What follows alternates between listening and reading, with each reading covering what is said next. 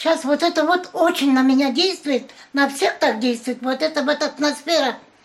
Что такое столько солдатов, столько пулеметов, сколько этих, все. Напоминает вам что-то? Конечно, войну напоминает.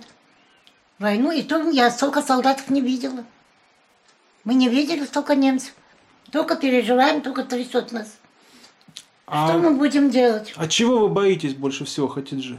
Войну. Войну. Я уже не боюсь. Мне все равно. Я готова. Жалко детей.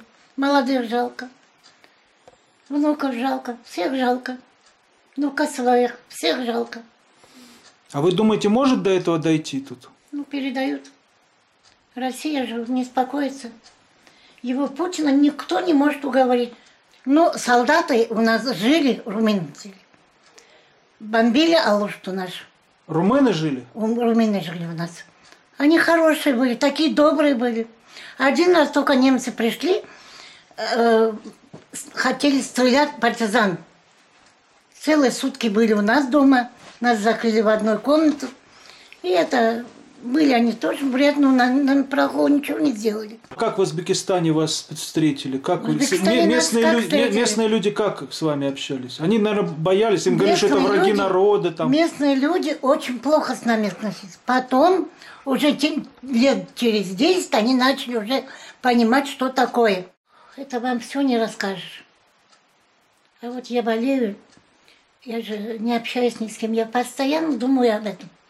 Я еще сейчас ничего, я еще сильно болела. У меня памяти не было. Памяти не было, а вот это, все Узбекистан у меня в памяти.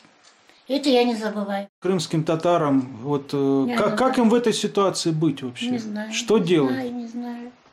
Не знаю. Надеемся на добрых людей, не знаю. Может, Турция что-нибудь сделает. Референдум провели. Без разрешения Украины.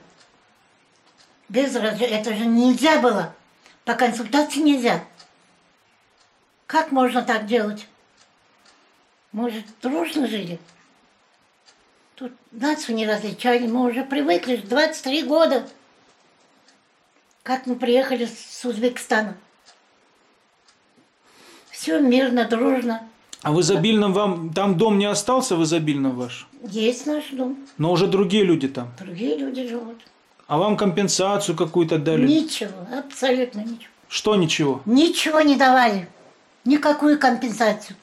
Все обещали, так и накрылось все. Дом наш стоит. Я не могу ходить, хлопотать, это бесполезно. Мне ноги не ходят. Братишка был 5 лет тому назад, он умер. Он мог бы это, прямой наследник он. Я тоже наследник, ну, я не могу ходить.